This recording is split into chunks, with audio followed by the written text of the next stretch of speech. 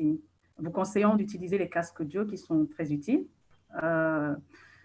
Les caméras seront coupées à cause de l'enregistrement. La session va être enregistrée. Les micros également seront coupés parce que nous avons été hackés par des spasmeurs la journée précédente. Donc, pour des raisons de sécurité et de confort pendant la session, les micros seront automatiquement coupés par la technique. Je vous invite à utiliser au maximum le chat pour partager votre expérience. C'est une session ouverte de discussion, même si elle aura un fil conducteur. Elle aura un fil conducteur. Donc, soyez présents, désactivez vos téléphones, ne laissez rien vous distraire et ayez à côté de vous un carnet de notes qui vous permet d'y inscrire vos émotions, d'y inscrire vos découvertes, d'y inscrire tout ce que vous avez envie d'inscrire. Cela vous sera peut-être utile à la fin de cette session pour vous retrouver. Alors, Mireille, en clôturant la précédente session, a déclaré que le cadre logique, c'est le nerf de la guerre. C'est un outil de management de projet que plusieurs d'entre vous, je suppose, ont déjà eu à faire recours.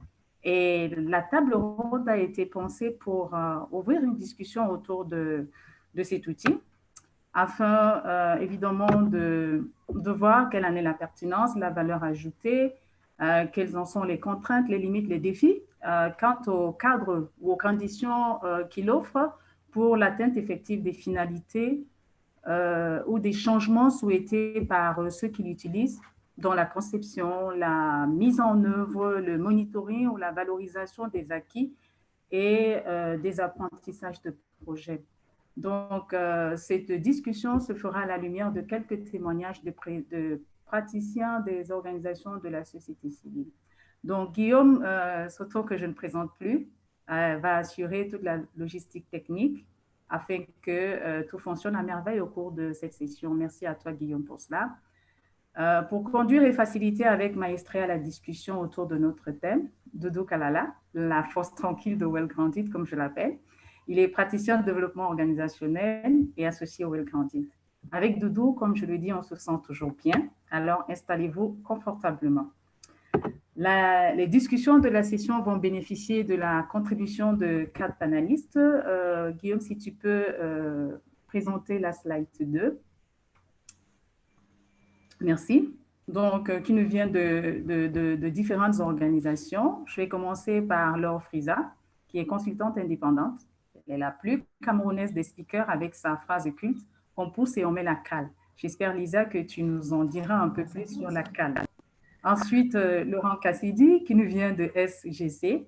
C'est l'homme sans limite. Je pense pour lui que tous les horizons lui sont favorables pour s'investir et s'épanouir. Diri Abdallah, qui nous vient de IRC, c'est le militant de la protection de nos enfants et de leur plein épanouissement. Et enfin, Orline de Flag, qui nous vient du Cameroun. Pour elle, la réussite est associée à l'amour. Quand on aime ce qu'on fait, alors on réussit plus aisément. Donc, je vous laisse à leur bon soin. Doudou, à toi pour la suite et bonne session à toutes et à tous. Merci beaucoup, Martienne, pour cette introduction. Comme l'a dit Martienne, cette table ronde va se focaliser un peu sur un outil de gestion ou de conception. Je ne sais pas comment est-ce que les gens vont définir cela, mais les titres que nous avons proposés, cadre logique ou bureaucratie illogique, entre comment dire, point d'interrogation. Au fait, la question est juste un peu provocatrice, mais l'idée c'est de creuser un tout petit peu grâce à l'expertise et l'expérience de nos panélistes pour analyser un peu les pratiques de conception des projets, de choix des finances, mise en œuvre de projets à travers cet outil ici. Voilà un peu ce que nous avons ce qui sera le cœur de notre discussion aujourd'hui. Mais pour commencer, je vous ai dit, nous allons parler du cadre logique. Nous avons un petit sondage que vous avez l'habitude de voir dans cette série de webinaires sur le cadre logique. Je voudrais que vous puissiez nous répondre un peu à ces questions-là. Est-ce que, pour comprendre un peu si vous êtes familier avec ces concepts-là. Alors, l'idée, c'est juste d'expliquer sur la question. Est-ce que vous êtes familier avec l'outil cadre logique? Vous avez entendu parler de ça? Vous connaissez? C'est un outil que vous connaissez? Est-ce que c'est un outil avec lequel vous travaillez au quotidien? On va voir ce que ça donne.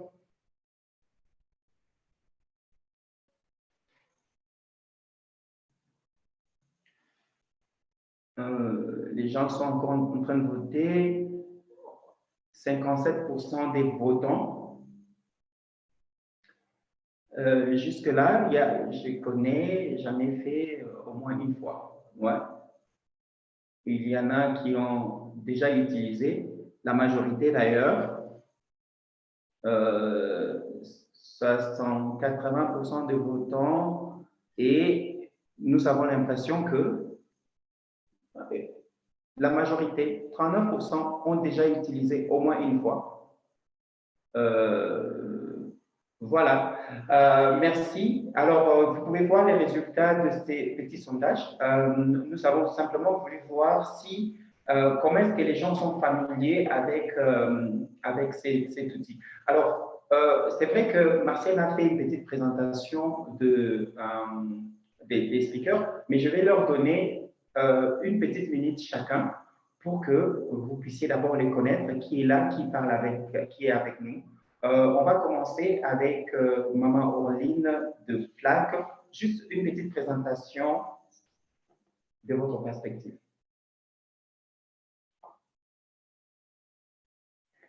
Vous pouvez, Guillaume va vous aider à unmuter pour vous êtes sur mute pour le moment. Ouais. Là, ça va maintenant? Allô? Oui, ça va? On vous écoute? C'est bon maintenant, Orline, tu peux parler.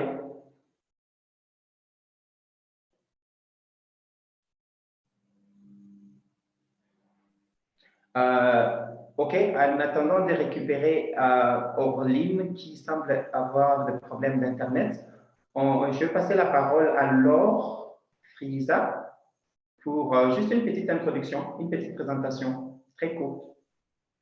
Ok, d'accord, je serai courte et brève, Doudou, ne t'inquiète pas. Donc moi, c'est Laure Frisa, donc je suis économiste, titulaire d'un doctorat en management public et consultante indépendante depuis une douzaine d'années. Par rapport au cadre logique, je le connais très bien pour avoir rédigé des cadres logiques, pour avoir travaillé dans un bon nombre de projets d'appui au développement en Afrique, qui étaient en effet guidés par des cadres logiques ou d'autres choses dont on parlera tout à l'heure, et pour réaliser fréquemment des évaluations de projets et donc pour analyser des cadres logiques dans le cadre de ces évaluations-là. Voilà, je suis basée au Kenya avec Doudou, voilà. Et je suis très contente d'être avec vous aujourd'hui.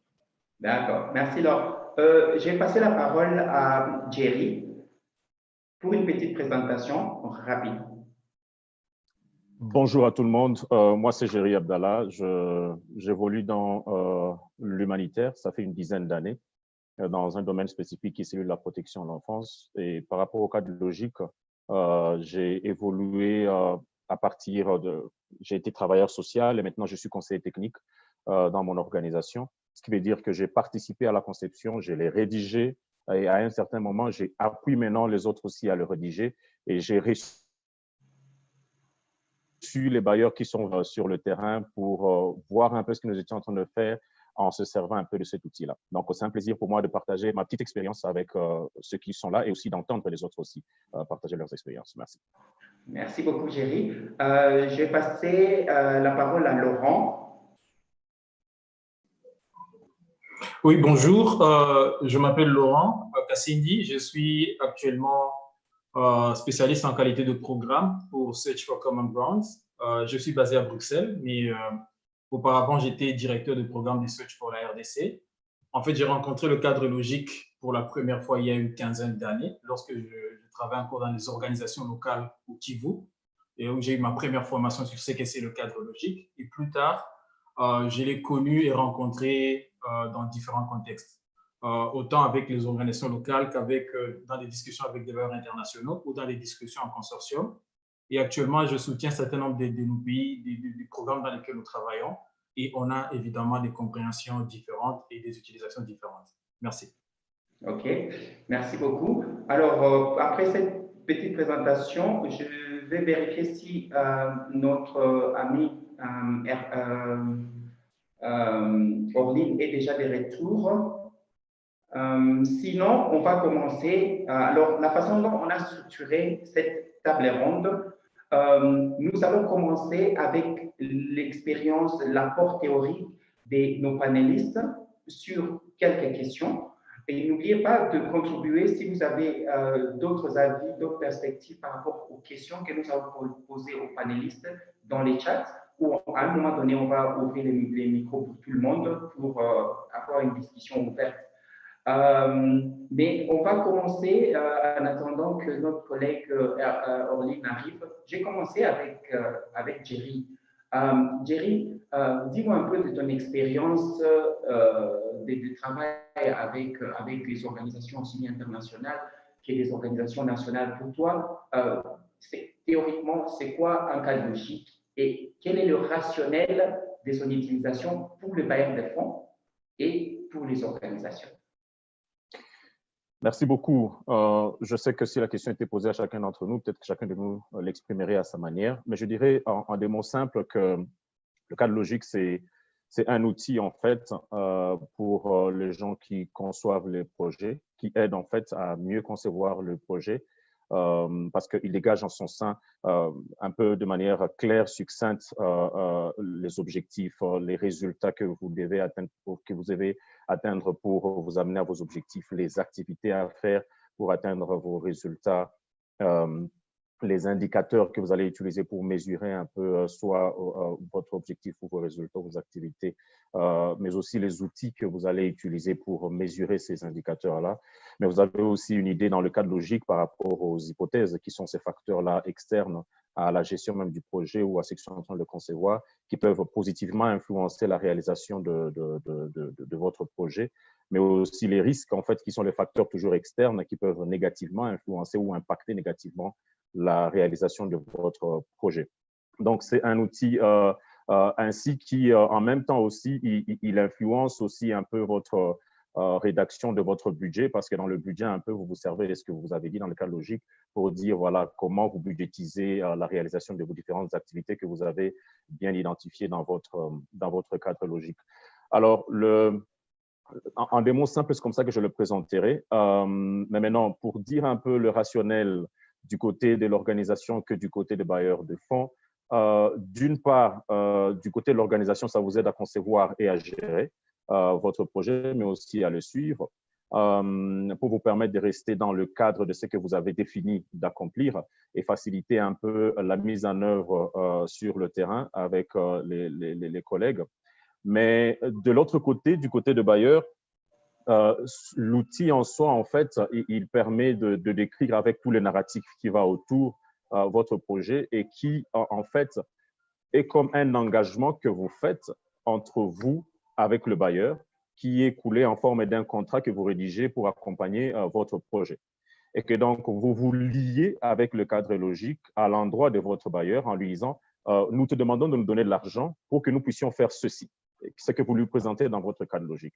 C'est-à-dire que vous construisez déjà un environnement où vous avez les quatre murs, si je peux le dire ainsi, là où vous dites à votre bailleur, voici ce que nous allons faire et voici dans quel cadre nous allons le faire, ce que nous comptons atteindre et les activités que nous allons faire. Et dès que vous présentez votre projet à votre bailleur qui est sous-tendu par un budget, en fait, le bailleur, maintenant, il a un œil. Il a un œil sur le plan de ce que vous devez réaliser en termes d'activité, des résultats que vous devez atteindre, mais aussi il a un œil sur l'argent qu'il vous a donné, parce que son argent, il le suit à travers de ce que vous réalisez sur le terrain. Et que donc, ça vous lie un peu, et deux fois, quand le bailleur, il vient, il a cet outil-là que vous lui avez présenté parce qu'il n'est pas avec vous sur le terrain. S'il doit venir ou s'il vous demande un rapport, il lit votre rapport en fonction de ce que vous vous êtes engagé à réaliser, en fait, et qu'il peut retrouver dans un résumé aussi simple dans les cadres logiques s'il n'a pas le temps de lire un peu toute la paperasse qui va autour du proposal. Donc, je le présenterai comme ça du côté de l'acteur qui implémente le projet. L'outil l'aide à concevoir, à mettre en œuvre. Du côté du bailleur, ça aide le bailleur à faire le suivi de la mise en œuvre et ça aide le bailleur à se rassurer de ce qu'il a donné, l'argent qu'il a donné, à quoi ça sert et comment c'est en train d'être utilisé par rapport aux engagements que vous vous êtes vous-même donnés. Donc, moi, je le dirais en des mots simples, c'est une corde. C'est une sorte de corde que l'on se met pour réaliser les ambitions qu'on a exprimées dans le projet à l'endroit du bailleur. D'accord. Merci beaucoup, Jerry. Merci pour cette explication-là. Je vais vérifier un peu avec mes panélistes. Est-ce qu'il y a une autre perspective, une façon de présenter les cadres logiques à côté de ce que Jerry a dit?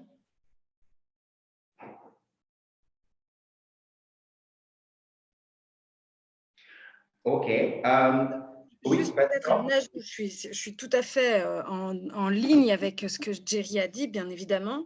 C'est peut-être simplement un ajout, c'est que le cadre logique, c'est un outil en fait de gestion axé sur les résultats. Ce qui compte avec le cadre logique, d'après moi, c'est l'atteinte des résultats. On gère des ressources pour avoir un impact. Et c'est vraiment ça que finalement, même dans l'évaluation, on en reparlera, on cherchera à vérifier. Est-ce que le projet, il permet de produire quelque chose sur des cibles? Voilà, je pense que c'est ça que je voulais juste ajouter. Merci. OK, merci beaucoup. Laurent? Et peut-être une phrase, parce que cela me vient rapidement à l'esprit. J'ai vu des chefs de projet qui étaient recrutés pour gérer un projet et qui se retrouvaient avec une proposition de 80 pages. Parfois, c'est très difficile de lire les 80 pages que l'équipe de développement a rédigées pour convaincre un bailleur exigeant. Alors, si vous ne pouvez pas lire tout ça, lisez votre cadre logique, parce que c'est la manière la plus synthétique de comprendre un projet. D'accord. Et donc, ça appelle aux organisations qui sont en train de concevoir leur projet d'être capables de synthétiser l'idée générale de leur projet dans un cadre simple, très souvent une page ou deux pages à lire pour le bailleur de fonds, mais aussi une façon d'avoir, comme on dit en anglais, the bigger picture. Comprendre, voir tout ce qui va se passer dans un seul document. Orline, bienvenue encore une fois. On va te prendre dans quelques instants. Mais je voudrais un peu demander l'avis de Laure. Laure, vous avez une grosse expérience des conceptions et évaluations de projets. Et vous avez fait beaucoup d'évaluations, beaucoup d'accompagnement aussi pour la conception de projet. Je voulais savoir un peu quelles sont vos observations sur l'utilité de cadre logique pour les organisations et pour le bailleur de fonds. Disons dans la pratique, qu'est-ce que vous avez vu qui peut ressortir comme utilité de cet outil très utilisé? Pour moi, c'est l'utilité, c'est simplement que, comme un petit peu l'a dit Jerry juste avant, c'est de se fixer en fait finalement un cadre commun de compréhension d'un projet. On va avoir un bailleur qui donne de l'argent, enfin il ne le donne pas, il subventionne, il alloue, enfin voilà, à une organisation qui va devoir mettre en œuvre un certain nombre d'activités pour atteindre des résultats. Et donc, c'est en fait le cadre contractuel, finalement, en quelque sorte, de comment cet argent sera utilisé. Et ça permettra, en fait, a priori, cet outil, d'avoir une même compréhension de tout ce qui se fait tout au long du projet. Jerry l'a dit aussi, il a été en relation avec des bailleurs sur le terrain. Donc, les bailleurs vont venir vérifier comment le projet avance, qu'est-ce qu'il permet de produire sur le terrain, à partir de ce cadre logique. Donc, c'est vraiment, pour moi, l'utilité, c'est vraiment ce document contractuel, ce qui va permettre finalement de bien s'entendre sur les activités qui sont conduites et les résultats qui sont atteints. C'est un outil de négociation permanent. D'accord.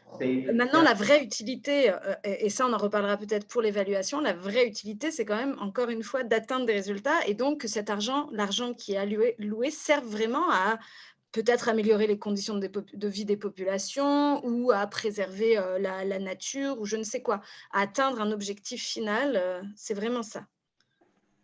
Voilà, OK. d'après moi.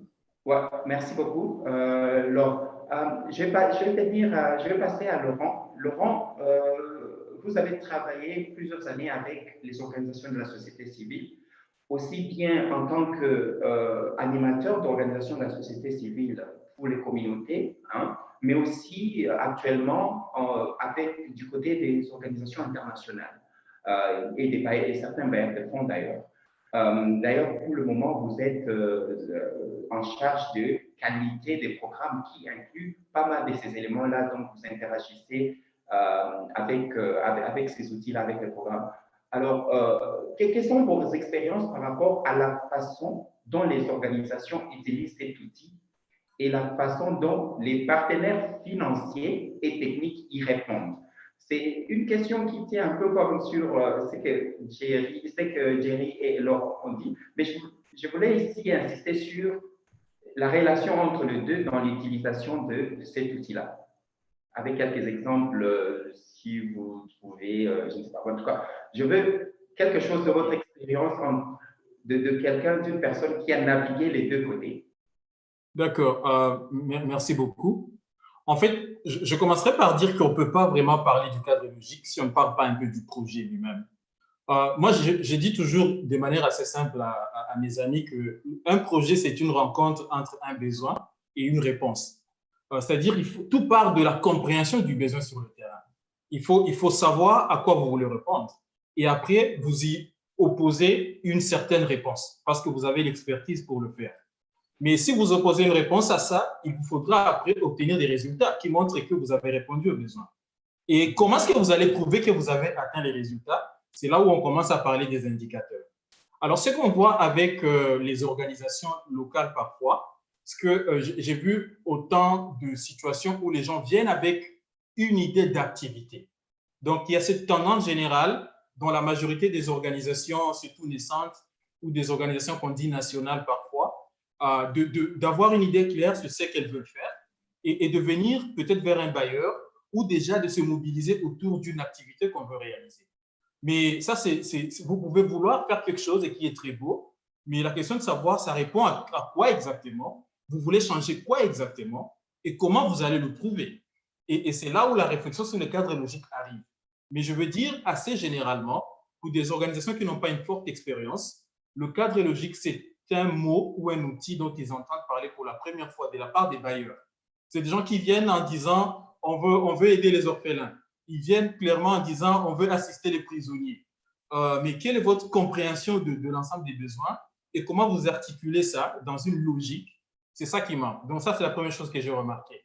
Et quand j'étais à Kinshasa, les 4 ans que j'y étais, il m'arrivait très souvent de rencontrer des jeunes ou d'avoir des gens qui venaient me voir en me disant on sait que vous travaillez dans les ONG, moi et mes amis, on vient de créer notre ASBL et on aimerait assister les paysans.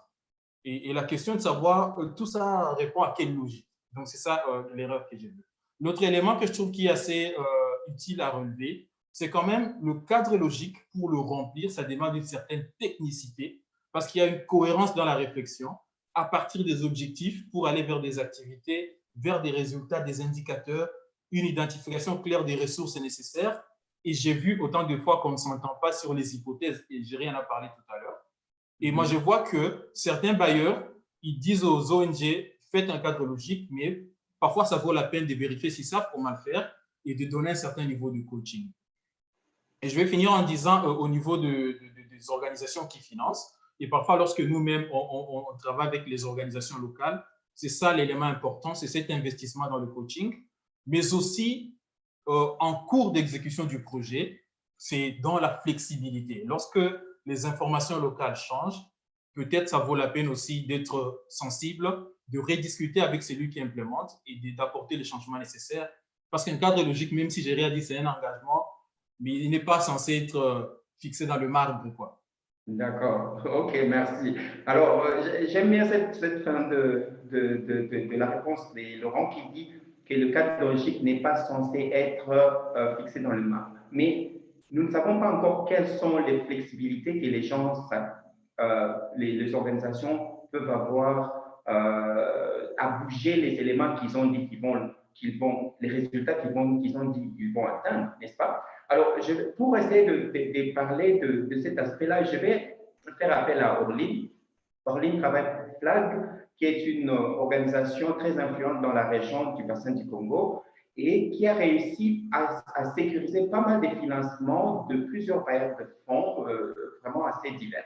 Orline, moi, je voudrais savoir, vous, dans votre expérience, particulièrement l'expérience d'abord positive, d'avoir réussi en utilisant le cadre logique, disons, la proposition de projet, mais aussi le cadre logique à obtenir des projets. Je voudrais savoir comment est-ce que vous l'avez utilisé pendant la conception, pendant la mise en œuvre et quels sont les défis que vous avez eus pendant la mise en œuvre avec cet outil-là. Est-ce que vous avez senti comme si les cadres logiques étaient comme un carcan, une limitation? Quelle est votre expérience malgré tous les succès que vous avez avec à l'utilisation et à obtenir des projets? Orly, votre micro est en mute. OK. Bonjour tout le monde. Bonjour. Merci Doudou de me passer la parole. Je crois que je dois me présenter de nouveau parce que je n'ai pas pu faire le tour avec les autres. Je suis Orline Njike. Je travaille dans la société civile depuis presque 20 ans. J'ai fait carrière là-dedans et actuellement, je gère l'organisation Field Legality Advisory Group en tant que secrétaire général et également expert en observation indépendante de la gestion des ressources naturelles. Donc, Doudou, pour revenir au cadre logique, c'est vrai, nous l'utilisons beaucoup. Tous les projets que nous avons eu à soumettre, soit au programme UEFA-FLECT, soit au DFID, soit à l'Union européenne, il y a toujours une exigence de remplir le cadre logique. Je dois avouer que dès le départ, nous écrivions d'abord tout ce que nous avions en tête avant d'aller voir qu'est-ce qu'on demande de mettre dans le cadre logique.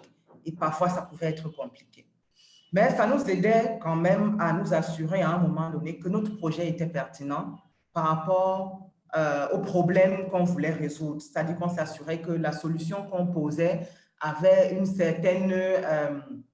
était pertinente par rapport aux problèmes que nous avions identifiés. Ça nous permettait également de faire des cohérences, de voir les cohérences entre les objectifs que nous proposions, les activités et les résultats qu'on allait atteindre. C'est également lorsqu'on faisait le cadre logique qu'on se rendait compte que bon, pour telle activité, on aura besoin de la ressource X, Y. Il nous faut peut-être changer la constitution de l'organisation. Actuellement, nous sommes peut-être 4, mais comment on fait pour pouvoir remplir toutes ces choses-là? Donc, ce sont des questions qui arrivaient quand on travaillait sur le cadre logique. Donc, et de ce fait, il y a certains cadres logiques qui nous demandent d'indiquer les hypothèses, comment est-ce qu'on va pouvoir juguler les contingences qui pourront survenir. Ça nous aide également à imaginer, parce que ça, c'est vraiment de l'imagination. Quel facteur exogène pourrait entraver notre projet, pourrait faire ceci, et de penser comment est-ce qu'on va faire pour traiter cela. Donc, voilà un peu pendant la conception, voilà les choses que ça soulevait en nous. Maintenant, pendant la réalisation du projet, c'est surtout dès le démarrage, pour faire le premier plan d'action détaillé que les bailleurs demandent souvent, on utilise le cadre logique pour être sûr qu'on reste vraiment dans les activités qu'on avait prévues. Ça nous permet aussi, au moment de faire le rapportage, d'évaluer un peu à quel niveau on est avec la mise en œuvre des activités. Donc, c'est un peu à ça que ça nous... Pendant la mise en œuvre, c'est à ça que ça nous renvoie. Mais bien sûr, il y a des difficultés qu'on rencontre, peut-être pas beaucoup, mais il y a quand même des difficultés que nous rencontrons. Comme j'ai dit dès le départ, on ne savait pas à quel moment est-ce qu'il faut faire le cadre logique. Est-ce que c'est avant? Est-ce que c'est après? Est-ce que c'est au même moment? Et est-ce que ça a réellement un impact sur l'avis que le bailleur pourra donner sur la proposition? Et un autre aspect, c'est que sur les hypothèses qui sont de nature aléatoire, on se dit, bon, on prévoit peut-être qu'en RDC, il peut avoir des problèmes sécuritaires, on prévoit de faire X, Y choses. Mais sur le terrain, il peut arriver que ce ne soit pas des problèmes sécuritaires, mais que ce soit plutôt sûrement des problèmes beaucoup plus contextuels qui ont survenu brusquement, qui n'avaient pas été prévus. Et du coup, il faut encore essayer de renégocier avec le bailleur pour voir qu'est-ce qu'on peut changer, si c'est même changeable. D'autant plus que quand on ne le fait pas, ça empiète un peu sur les résultats du projet. Les chiffres, les indicateurs qu'on a indiqués dès le départ ne peuvent plus forcément être atteints et ça met un peu à mal le niveau d'évaluation du projet. Bon, peut-être l'autre difficulté aussi, c'est les différents, je ne sais pas si je dois dire types de cadres logiques, mais quand on est au défi ou bien à l'Union européenne ou à AFD, on n'a pas la même structure des cadres logiques. Donc, ça nécessite beaucoup plus de maîtrise, de se familiariser vraiment avec chaque vision, je vais dire ainsi, des bailleurs. Et ça prend beaucoup de temps. Et comme dernier point ou avant-dernier point, ce que je peux aussi dire, c'est on peut aussi faire face à la rigidité de quelques bailleurs parfois lorsqu'on veut changer des choses. Si je prends juste le cas actuel de la crise sanitaire, où avec un bailleur, on ne peut pas aller au-delà du mois de mars, au-delà de l'année budgétaire fiscale. Donc, on ne peut pas avoir d'extension. Pourtant, c'est clair qu'il y a plein d'activités qu'on n'a pas pu mener et ce qui cause vraiment un grand impact sur les résultats du projet. Donc, voilà un peu ramassé l'expérience que je pouvais partager. Merci beaucoup. OK, merci beaucoup. Alors, je vois pas mal de questions dans le chat. Martienne, on va essayer de récupérer un certain nombre de questions pour amener à nos panélistes pour nous aider un peu à élargir la réflexion. Mais l'idée, c'est que nous voulons ouvrir aux participants qui sont dans la salle virtuelle de partager un peu avec nous les difficultés qu'ils ont eues avec le cadre logique. Mais avant ça, essayons de ramasser quelques questions, Martienne, dans le chat, qui peuvent peut-être clarifier les choses avant que l'on ne passe au niveau des difficultés. Est-ce qu'il y a des questions intéressantes, Martienne, Mireille ou Guillaume, qui êtes sur les chats? Est-ce que vous pouvez prendre quelques-unes des questions un peu plus pertinentes qu'on peut ramasser rapidement, des clarifications un peu de concepts avant que l'on avance sur les difficultés? Martienne? OK. Merci, Doudou. Il y a un grand échange dans la chatbox. J'ai noté déjà des discussions autour de la raison d'être du cadre logique, le cadre logique et la théorie de changement. Il y a des questions qui vont dans ce sens. La négociation dans le cadre logique, comment ça se fait et pour quelle finalité dans l'ensemble. Pour rapporter rapidement quelques questions, une première question, quand on est quand on est face à un projet et son cadre logique, est-ce qu'on priorise les résultats comme Laure l'a dit ou est-ce qu'on a tendance à exécuter les actions prévues et à regarder le budget? Alors, toujours par rapport à un mot, à ce que Laure a dit, cadre logique, outil de négociation, est-ce que c'est facile de négocier dans le cadre logique avec le bailleur? Est-ce que Laure y est déjà parvenue ou les panélistes y sont déjà parvenus? Comment expliquer au bailleur qu'il faut modifier le projet pour atteindre des résultats? Là, on est toujours dans la négociation. Une question qui nous venait de Dani, quelle est la relation entre le cadre logique et la théorie du changement? Donc, voilà les premières questions auxquelles les panélistes peuvent répondre. Merci. Merci pour ces questions. Alors, je vais demander aux panélistes, celui qui se sent inspiré pour nous aider un peu à clarifier un certain nombre de ces questions. L'idée, c'est juste de clarifier ces concepts-là avant qu'on aille un peu dans les difficultés que les gens rencontrent, particulièrement les organisations qui mettent en œuvre sur terrain. Qui va se plonger dans l'eau pour répondre? Vas-y, Laure.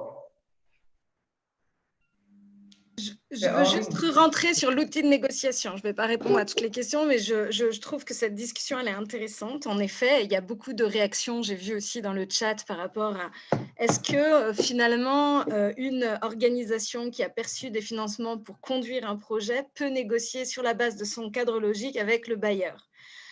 Ça, je pense que ça dépend d'énormément des situations. Ça dépend du bailleur de fonds, de sa flexibilité. On sait bien que l'Union européenne, par exemple, c'est beaucoup plus difficile d'avoir une négociation que, par exemple, avec une coopération bilatérale comme la GIZ ou l'Agence française de développement. Ça va dépendre aussi depuis combien de temps on est partenaire avec cette organisation. Est-ce qu'elle nous fait confiance ? Ça va dépendre de notre interlocuteur dans cette organisation. Des fois, on tombe sur certaines personnes qui sont plus flexibles que d'autres. Donc, il va y avoir énormément, à mon avis, de situations différentes. Maintenant, je pense qu'il faut quand même, en tant qu'organisation, je me mets à la place d'une organisation de la société civile locale, avoir cette idée que le cadre logique, c'est en effet un outil qui permet en fait de dire au bailleur, voilà, nous, on est capable d'atteindre un certain nombre de résultats, d'atteindre un objectif. Voilà, c'est ça. Ce qu'on vous vend, en fait, c'est l'impact qu'on va produire, c'est les résultats qu'on va produire. Pour y parvenir, on vous propose de conduire un certain nombre d'activités. Et je pense qu'avec un bailleur qui est vraiment à l'écoute, il est possible de modifier pas mal d'activités. J'ai des exemples concrets. Moi-même, j'ai travaillé pour la GIZ et j'ai financé personnellement des organisations de la société civile locale pour conduire des projets. Il y a toujours eu cette flexibilité de négociation avec les organisations de la société civile à partir du moment où les organisations pouvaient nous prouver que les activités étaient pertinentes pour atteindre les résultats qu'on s'était fixés à la base. Ce qui est important, c'est le résultat, c'est l'objectif. L'activité, on peut la modifier. Pour cela, le mieux, c'est qu'une organisation elle soit dotée d'un système de suivi-évaluation qui va permettre petit à petit de renseigner les activités de manière objective et de dire, voilà, cette activité, elle nous a permis d'arriver à ça et ça nous a donné une autre idée qui pourrait être celle-là, qui nous semble pertinente. Donc, il faut avoir un bon système de suivi-évaluation du projet qui est souvent basé sur le cadre logique et entretenir des relations régulières avec le bailleur. Je pense qu'il est tout à fait possible, en tout cas, d'essayer de le faire. Voilà pour ma part. Merci. Laurent, avant que tu me parles, je vais ramener un autre élément dans la question. C'est que lorsque les gens sont en train de préparer leur projet, quelquefois ils préparent un projet sur 3 ans et ils disent ce qu'ils vont faire sur les 3 ans, n'est-ce pas? Et nous avons remarqué, peut-être le Covid est un exemple que il arrive que les choses changent gravement, d'où l'intérêt de cette question sur la négociation. Il arrive que les choses changent. Le Covid, c'est juste un exemple où les choses ont changé pour nous tous en même temps. Mais je sais que quelque part, à l'heure même ici, une organisation est en train de subir quelque chose qui ressemble au Covid, qui fait qu'il ne va pas rester dans son cadre. Alors, comment on fait, comment est-ce qu'on peut naviguer ces incertitudes-là pendant qu'on fait des grosses promesses, peut-être trop ambitieuses, au bailleur des fonds en lui disant « voici ce que je pense faire » et on signe un contrat, on se dit « voilà ». Comment on navigue cette réalité-là? Oui, je vais me permettre, Doudou, de tenir un discours un peu pédagogique ici. C'est que pour nous tous, dans cette conférence, quand on parle de gestion de projet, nous pensons à des documents et à des papiers. Nous pensons à la proposition de projet, au budget, à la planification, à des indicateurs et tout ça. Mais en réalité, un projet, il est dans la réalité.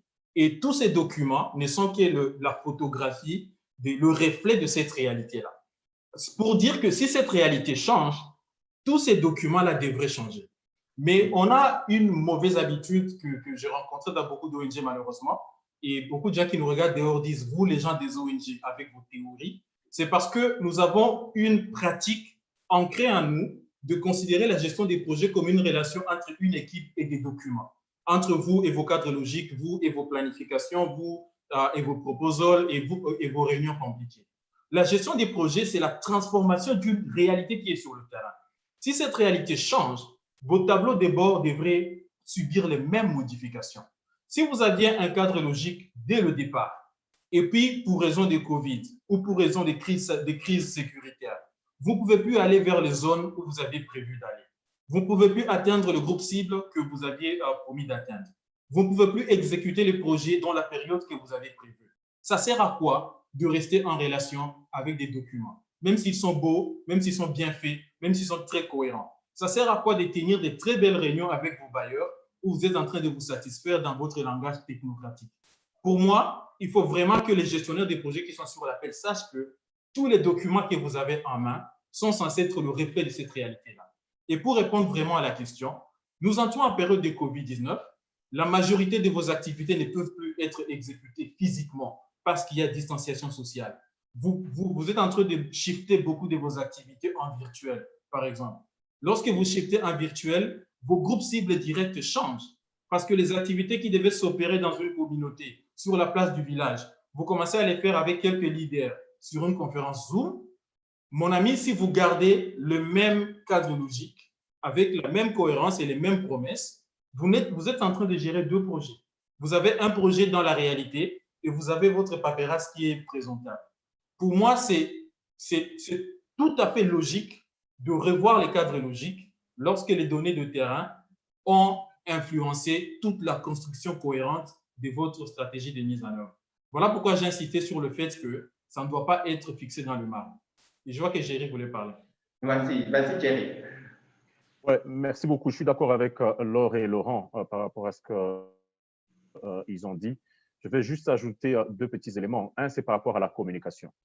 Pour avoir été dans la position, j'ai travaillé avec des associations locales, deux fois en tant ou ONG nationales, et même quelques fois avec les organisations internationales. La communication n'est pas toujours faite à temps et clairement avec le bailleur. C'est-à-dire que quand nous avons rencontré ces difficultés, je ne rentrerai pas dans tout ce qui a été dit avant, souvent on a du mal à communiquer à temps au bailleur et on a du mal aussi à bien communiquer au bailleur pour mieux justifier en fait le changement qui se fait.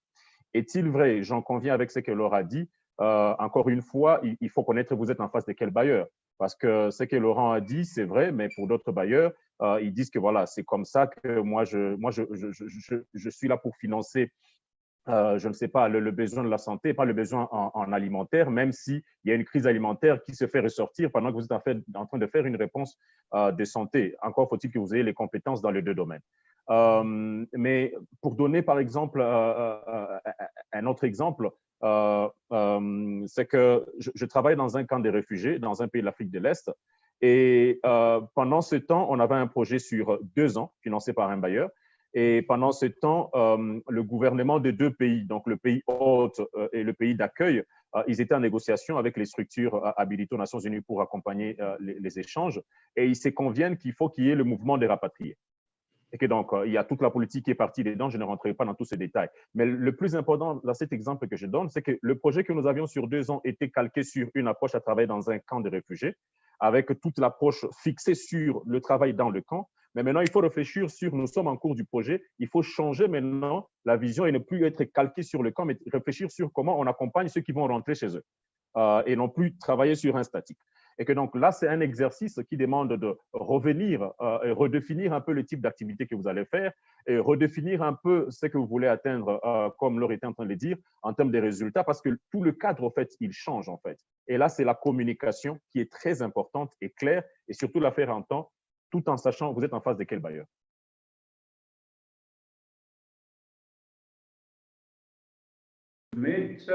Merci beaucoup, Thierry. Je vais ouvrir, comment dire, la discussion aux participants. Je vois Dani Biabene, Guillaume, si tu veux m'aider à unmuter Dani, qui a la main levée. Mais je voudrais écouter d'abord vos avis, mais beaucoup plus vos expériences par rapport à l'utilisation de cet outil, l'engagement avec les bailleurs de fonds à quel point c'est un carcan ou pas, à quel point c'est utile ou pas, les vraies difficultés que vous avez rencontrées sur le terrain. On va commencer par Dani Diabéni.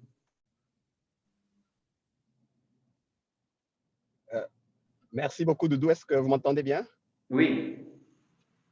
Oui, je voulais juste dire un mot par rapport aux deux interventions de Laurent et Jerry.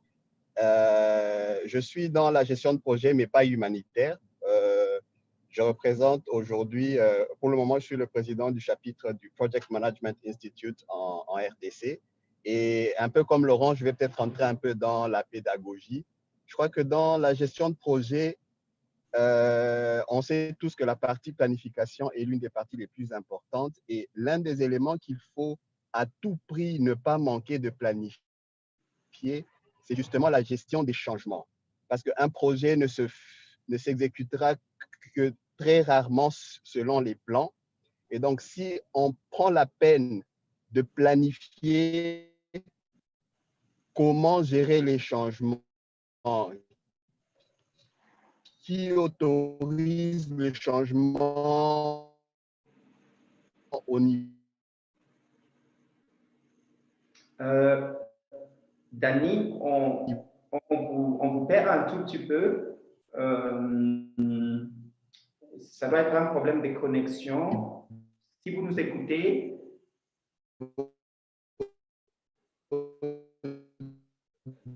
Dani, du budget au niveau des bénéficiaires, parce qu'où est-ce qu'on doit remonter pour avoir les autorisations de projet ou des bailleurs de fonds. Il est important. Allô, vous m'entendez?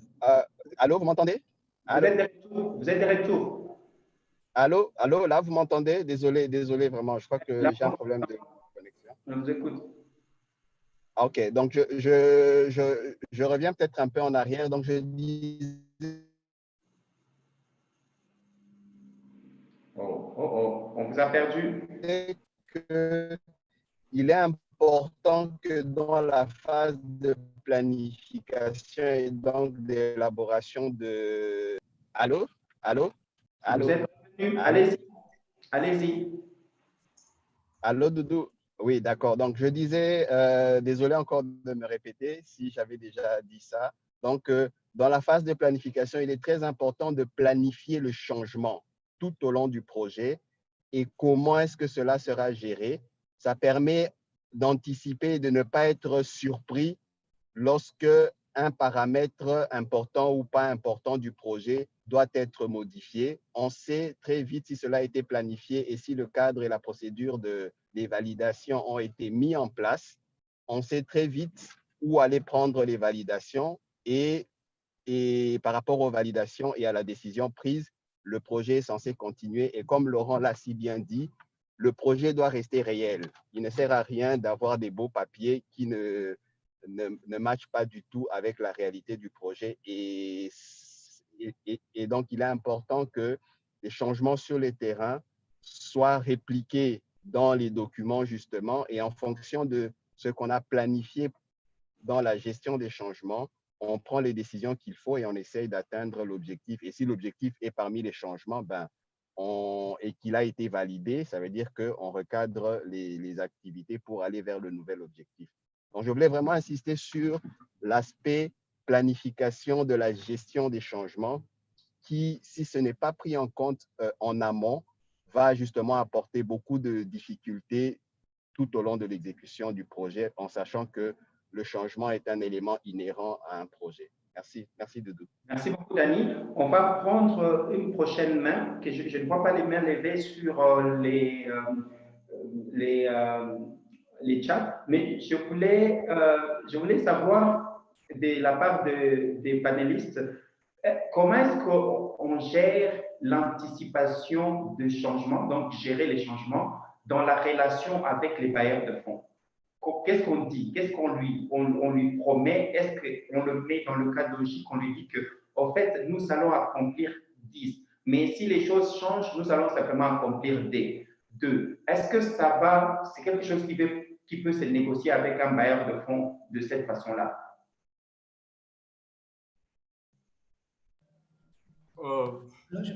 Je peux dire un mot sur ça très, très rapidement. Je pense que Géry l'a déjà dit, tout est dans la communication.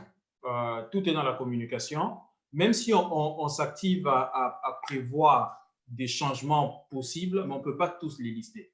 Il y a ces documents qu'on appelle une matrice d'analyse de risque, qui est aussi un exercice laborieux qu'on fait depuis le début. On essaie de voir toutes les hypothèses possibles et quel est leur, comment je vais dire, leur potentiel et d'impact sur le projet. Mais tu ne peux pas toutes les lister. Moi, je crois que le vrai secret est dans la capacité de négocier, de parler avec son bailleur. Et ici, nous parlons beaucoup du bailleur, mais même si le bailleur finance un projet, on ne fait pas le projet pour lui. On fait le projet pour la communauté. Donc, moi, je dirais aussi, il faut avoir cette capacité de faire de la redevabilité à l'égard de la communauté qu'on est en train de servir, parce qu'au final, c'est pour elle le projet. Et s'il y a des choses que vous aviez promises que vous ne pouvez plus réaliser, il faut avoir la capacité, bien sûr, de parler avec celui qui donne l'argent, mais aussi de clarifier en toute transparence avec les personnes qui devaient bénéficier de l'action. OK, merci beaucoup. Alors, je vois Bélinga Pierre Germain. S'il vous plaît, comme nous avons peu de temps, soyez bref, allez droit au but de votre contribution. Soyez bref. Bélinga? Oui, vous m'entendez? Oui. Ok, c'est vrai que j'avais déjà exprimé ce que je vais dire très rapidement sur le chat. Je voudrais tout de même insister sur le fait que nous devons avoir avec le projet un rapport de sincérité et de loyauté. Qu'est-ce que j'entends par là? Pendant que nous écrivons un projet, il y a toujours une partie où nous devons exprimer des choses qui peuvent représenter un frein, un obstacle dirimant pour la poursuite du projet. Je crois qu'il est important, lorsque la réalité change, de voir très sincèrement si on est en décalage avec les objectifs et les résultats qu'on s'est fixés au départ. Si c'est le cas, ça ne sert à rien de continuer de manipuler le financement pour des choses qui ne vont avoir aucun impact par rapport au changement de la réalité que nous voulons provoquer. Donc, lorsque la réalité est telle que vraiment nous ne pouvons plus être en cohérence avec l'objectif pour lequel nous avons reçu le financement, les résultats que nous devons implémenter, il faut avoir le courage de retirer la main sur le financement.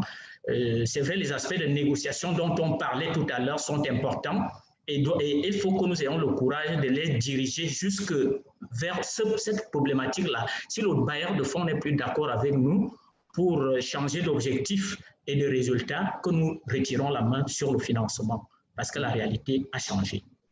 Merci beaucoup. Donc, Bélinga est en train de proposer, si vous pensez que les réalités ont changé tellement que la mise en œuvre serait très compliquée, ben, soyez honnête avec votre bailleur de fonds et remettez le financement. C'est difficile à faire, mais ça peut créer une authenticité envers votre bailleur de fonds qui peut, connaissant la réalité, parce que clairement, on est en train de voir que c'est vrai que les bailleurs de fonds sont loin, mais ils connaissent quand même la réalité du terrain. C'est mieux que d'envoyer un rapport qui n'est pas juste. Je vais prendre rapidement Dewoko, Salim, rapidement.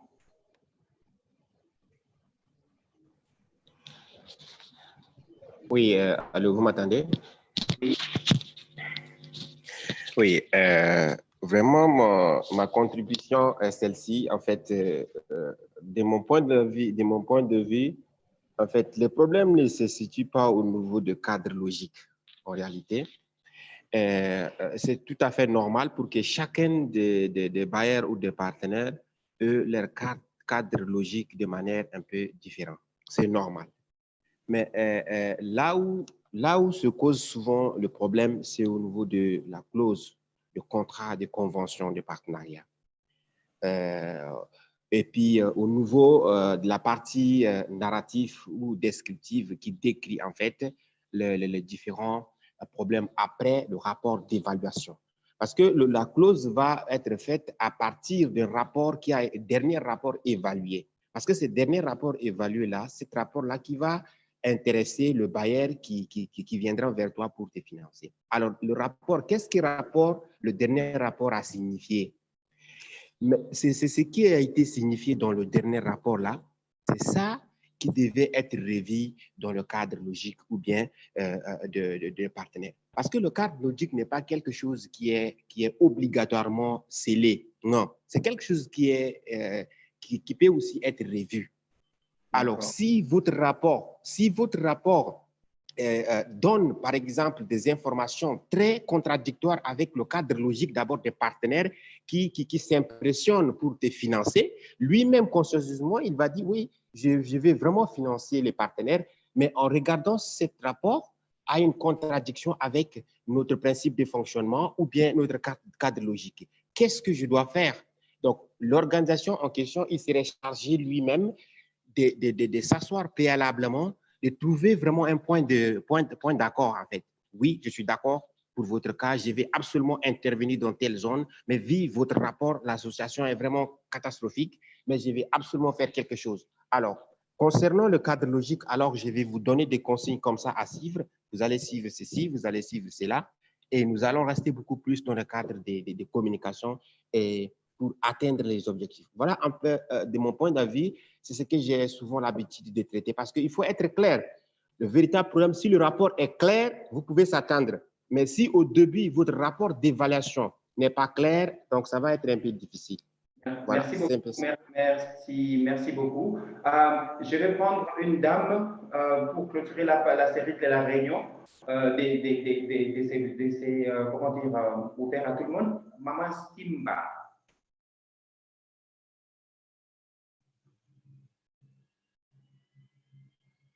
Allô? Très bref, hein, parce que là, nous avons vraiment fini. Je voudrais faire un petit tour avec les panélistes avant. OK.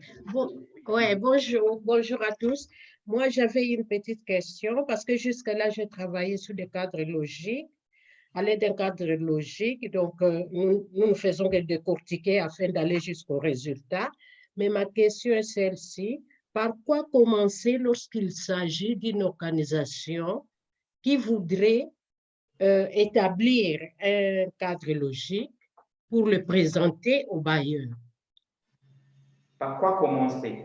Ouais. OK, d'accord. Quelqu'un parmi les panélistes peut répondre, adresser la question? Jerry, vas-y. Juste vite fait, je crois qu'il y a quelqu'un aussi qui l'a dit, je pense que Laurent aussi l'a dit. Par quoi commencer, en fait, c'est d'évaluer le besoin, en fait. Vous devez connaître c'est quoi le besoin auquel vous voulez répondre dans votre projet. Donc, vous faites une évaluation des besoins, vous avez identifié les besoins. Maintenant, en fonction de ce besoin, vous regardez les éléments qui constituent le cadre logique et vous les coulez maintenant en écrit. Vous vous dites maintenant, c'est quoi votre objectif? Quel est l'objectif que vous êtes en train de poursuivre? Et en poursuivant cet objectif-là, quels sont les résultats que vous allez atteindre qui vont vous aider à atteindre votre objectif? Et pour ces résultats-là, quelles sont les activités que vous allez faire pour atteindre chacun des résultats que vous avez identifiés? Et ainsi de suite. Donc, vous avez les éléments du cadre logique, mais pour vraiment mieux le nourrir et être en accord avec la réalité du terrain, il est mieux de commencer par une évaluation des besoins, savoir à quoi on répond. Et c'est là que je rappelle un peu ce que Laurent a dit, que le projet, en fait, sa mise en œuvre sur le terrain, ce n'est pas dans le papier. Donc, il faut partir sur où vous voulez mettre en œuvre. C'est la réponse simple que je donnerai. OK, merci beaucoup. Alors, juste pour clôturer, je voudrais juste rapidement, là, on a fini. Je voulais rapidement que nos panélistes, de leur expérience, nous disent un peu, est-ce qu'il y a moyen d'améliorer cette relation bailleur-organisation dans la façon de concevoir les choses? Est-ce qu'il y a un moyen de concevoir des projets et des engagements qui sont plus proches de la réalité du terrain, c'est-à-dire qui prennent en compte les possibles difficultés que les organisations peuvent avoir? Quelles sont vos recommandations pour arriver à créer des relations un peu plus flexibles, un peu plus adaptées aux réalités du terrain, bien sûr, aussi bien du côté des organisations que de bailleurs de fonds? On va faire un tour en commençant par Laure. Et puis Laurent, les deux noms vont ensemble, Laurent. Et puis Orline, afin, j'arrive à conclure. C'est rapide, on doit les faire dans moins de 2 minutes. Ok, la première chose, c'est peut-être d'utiliser déjà le cadre logique à bon escient, donc simplement de le monter de manière honnête, donc de ne pas fixer des objectifs inatteignables, des activités trop ambitieuses, donc être conscient de sa propre capacité, fixer un objectif qui corresponde effectivement à un besoin, et ensuite négocier, c'est-à-dire ne pas utiliser le cadre logique comme un document publicitaire, ni politique, mais bien comme un outil de pilotage d'un projet qui sert à quelque chose. Merci. C'est la première chose. Ensuite, il y a d'autres outils qui sont potentiellement utilisables. On n'a pas eu le temps d'en parler, vous en parlerez certainement dans d'autres cadre, mais il est aussi possible de voir avec son bailleur si on peut proposer plutôt une chaîne d'impact ou alors s'inspirer de la méthode du design thinking. Il y a plein d'autres outils qui peuvent être utilisés pour proposer un projet à un bailleur et sortir du cadre des appels d'offres, proposer des projets à des bailleurs sans attendre un appel à proposition. Il est aussi possible d'avoir des initiatives qui viennent de la société civile locale. Voilà mon avis. Merci beaucoup, Laurent. Très rapidement, les bailleurs sont des institutions, mais ces institutions sont représentées par des humains. Une bonne relation avec ces personnes-là, c'est une bonne relation avec le bailleur. Et comme pour toute relation humaine, il ne faut pas être l'ami qui vient toujours quand il y a des problèmes. Donc, j'encourage vraiment ceux qui gèrent la relation avec les bailleurs à parfois entretenir la relation, même lorsqu'il n'y a que des bonnes nouvelles. Comme ça, lorsqu'il y aura des problèmes, c'est un peu plus facile d'en parler. Merci. Merci beaucoup. Orline, rapidement, on clôture. Oui, moi je dirais qu'il faudrait que les organisations reflètent réellement les problématiques du terrain, c'est-à-dire qu'on connaisse réellement les contextes, les bénéficiaires, qu'on entretienne une relation avec les bailleurs, bien entendu, qu'on s'assure qu'à chaque fois on peut communiquer avec les bailleurs et aussi améliorer la capacité des équipes sur le terrain parce que parfois la compétence peut mettre à mal tout le projet. Donc, il faudrait travailler sur cet aspect-là. Merci beaucoup, Orline. Thierry? Tu es sur mute. Sorry. Je disais que c'est difficile de parler après toutes ces trois têtes qui ont tout raflé, mais je vais simplement ajouter qu'il faut donner aux bailleurs l'opportunité de voir la réalité sur le terrain, c'est-à-dire partager les histoires, partager le retour des bénéficiaires pour qu'ils comprennent la réalité qui est sur le terrain. Si vous êtes en cours, il faut, j'en conviens avec Laure, il ne faut pas attendre qu'il y ait l'appel à proposition, mais il faut faire ressortir le besoin sur le terrain et le partager avec le bailleur. Mais un autre élément, c'est qu'au départ du projet, il faut négocier la flexibilité de la mise en œuvre aussi avec le bailleur. C'est très important. Dès que vous êtes en train de mettre en œuvre votre projet, si votre contexte il est volatile et vous en convenez, discutez-en avec le bailleur pour dire que voilà, nous souhaiterions avoir une certaine flexibilité dans la mise en œuvre et garder la communication. J'insiste sur la communication. Merci beaucoup. Nous avons largement dépassé le temps. Merci beaucoup aux panélistes. Alors, la prochaine session commence dans 10 minutes et ça parle de l'équilibre entre exigences contractuelles et réalité terrain. Alors, c'est une session très, très importante. Guillaume va mettre le lien Zoom dans le chat pour ceux qui veulent continuer cette même discussion. C'est déjà fait? C'est déjà fait, Doudou. Ok, c'est déjà fait. Alors, je vous invite à revenir nous rejoindre dans la prochaine discussion parce que ça va continuer dans cette même lancée, mais avec des réponses un peu plus pratiques sur comment est-ce qu'on peut améliorer les contrats. Alors, sur ce, je vous remercie beaucoup d'avoir participé à cette réunion. Merci Martial et Guillaume dans la technique. Merci à Laurent, Orline, Laure et Jerry pour vos contributions. Et on se retrouve dans 10 minutes pour la prochaine session. Merci à tout le monde. À bientôt et à tout de suite pour ceux qui restent avec nous.